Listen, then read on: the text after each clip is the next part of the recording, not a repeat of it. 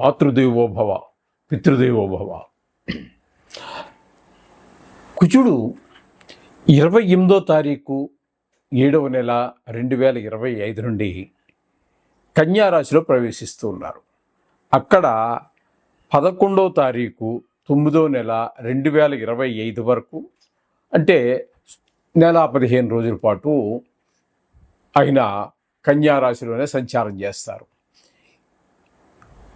సింహం నుంచి కన్యలోకి మారుతున్నారు కాబట్టి ఇక్కడ ప్రతి రాశిలోనూ కూడా కుజుని యొక్క సంచారము నెల 15 రోజుల పాటు ఉంటుంది. ఒకరోజు అటు ఇటులో తేడాలో నెల 15 రోజుల పాటు సంచారం చేస్తూ ఉంటారు. ఈ రాశి నుంచి ఒక రాశి నుంచి ఇంకొక రాశికి మారేటప్పుడు ఏ ఏ రాశుల వాళ్ళకి ప్రయోజనకరంగా ఉంటుంది ఆయన యొక్క మార్పు, ఏ రాశుల వారికి కొంచెం వ్యతిరేక ఫలితాలు ఇస్తారు అనేటటువంటిది మనం ఇప్పుడు తెలుసుకునేటువంటి ప్రయత్నం చేద్దాం. ఇక్కడ కుజుడు ఎప్పుడు కూడా గోచారంలో కుజుడు ఎప్పుడు కూడా 3 రాసుల్లో ఆయన యోగాన్ని ఇస్తారు. విశేష దృష్టిలు ఉన్నాయి, కానీ 3 గ్రహాలకి, నవగ్రహాలలో 3 గ్రహాలకి విశేష దృష్టిలు ఉన్నాయి.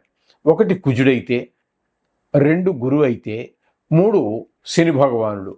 ఈ ముగ్గురికి విశేష దృష్టిలు ఉన్నాయి. అంటే ముగ్గురికి ఒకే రకమైన విశేష దృష్టి లేదండి. అందులో కామన్గా ఉండేటటువంటిది సప్తమ స్థానం మీద దృష్టి ఉంటుంది ఖచ్చితంగా ప్రతి గ్రహానికి, రాహుకేతువులతో సహా అందరికీ కూడా 7వ దృష్టి ఉంటుంది.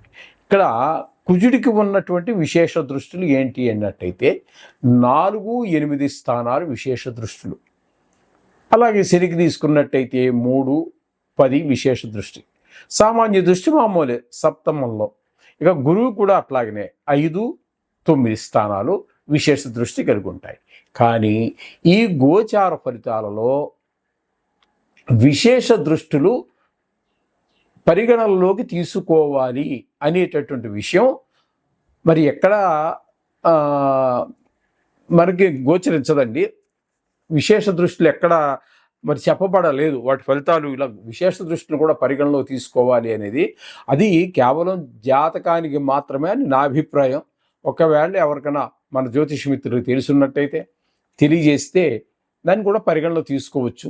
కానీ గోచారంలో నాకు తెలిసినంత వరకు మాత్రము మీ విశేష దృష్టిలు అనేవి లేవు. ఏ దృష్టి సప్తమ దృష్టి, అది ఏ దృష్టి ఎక్కడి నుంచి ఎవరికైతే ఏ రాసుల్లో ఉందో ఆ స్థానాన్ని బట్టే ఫలితం చెప్పబడుతోంది తప్పితే విశేష దృష్టిల గురించి ఆయన ఎక్కడున్నారు అనేసి దాన్ని బట్టి అదే కుజుడి గురించి అయితే 4, 8 స్థానాలు అవి ఎక్కడ చెప్పబడినట్టుగా లేదండి. మరి నాకు తెలిసినంత వరకు సుమారుగా నాకు కూడా ఇంచుమించుగా ఒక 20 సంవత్సరాల అనుభవం ఉంది, కానీ ఎక్కడ మరి తగలలేదు. మిత్రులు ఎవరైనా తెలియజేస్తే సరిదిద్దుకుంటాను. నేను నిత్యము నిత్య విద్యార్థిని, ఎప్పుడు కొత్త విషయం తెలుసుకోవాలి అనేటటువంటి ఒక తహతహ ఉన్నటువంటి వాడిని. కాబట్టి ఇక్కడ మీకు ఎవరికైనా తెలిస్తే నాకు కొంచెం దయచేసి నా నెంబరు కింద ఉంటుంది కాబట్టి అక్కడ మీరు కొంచెం దయచేసి తెలియజేయండి. ఎక్కడ నాకు తెలిసినంత వరకు లేదు మరి.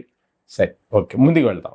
ఇప్పుడు ముఖ్యంగా సింహరాశి వారికి కుజుడు 28వ తారీఖు 7వ నెల 2025 నుండి 11వ తారీఖు 9వ నెల 2025 వరకు సుమారుగా 45 రోజుల పాటు ద్వితీయ స్థానం అయినటువంటి కన్యలోనే సంచారం చేస్తూ ఉంటారు. ఈ కాలంలో ఈ సింహరాశి వారికి ఏ విధమైనటువంటి ఫలితాలు ఇస్తారు అనేది సశాస్త్రీయమైన పద్ధతిలో మనం శాస్త్రకారులు చెప్పినటువంటి శ్లోకాన్ని చెప్పుకొని ఆ ఫలితాలు కూడా చెప్పుకుందాం. ఇక్కడ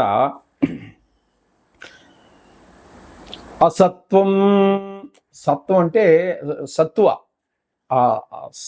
శక్తి, నీరసంగా ఉండటం, సతతం క్లేశం. ఈ నెల 15 రోజులు కూడా ఏదో ఒక కష్టాన్ని చిన్నదో పెద్దదో కలిగిస్తూ ఉంటారు.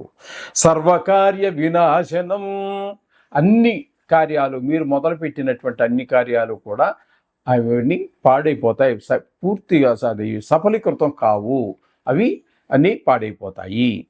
సదా దుర్జన సంపర్క, ఈ నెల 15 రోజుల్లో కూడా ఎక్కువగా దుర్జనులు అంటే చెడు అలవాట్లు ఉండేటటువంటి వారు, లేదా చెడు బుద్ధులు ఉండేటటువంటి వారు, వాళ్ళ ముంచేద్దామా వీళ్ళ ముంచేద్దామా, ఈ విధమైనటువంటి మనస్తత్వం కలిగినటువంటి దుర్జనులు, అటువంటి వాళ్ళతోటే సంచారం చేయవలసి ఉంటుంది. వీతి స్యాత్, భయం కూడా కలుగుతూ ఉంటుంది. ధనగే కుజే, ధనగే అంటే ధనస్థానంలో కుజుడు ఉన్నట్టయితే ఇప్పుడు చెప్పుకున్నటువంటి ఫలితాలన్నీ మనకి కుజుడి ద్వారా సంక్రమిస్తూ ఉన్నాయి. అంచేత మనం ఏం చేయాలి? ఇప్పుడు విన్నారు, మీ విషయాల్లో మీరు తగు జాగ్రత్త కూడా తీసుకోవాలి. దుర్జన సహవాసం వద్దంటున్నారు, జరుగుతుంది అంటున్నాడు, కాబట్టి దానికి కొంచెం దూరంగా ఉండడానికి మీ వంతు ప్రయత్నం మీరు చెయ్యండి. అలాగే అసత్వం నిస్సత్తుగా ఉంటుంది, దానికి తగిన మందులు వాడండి.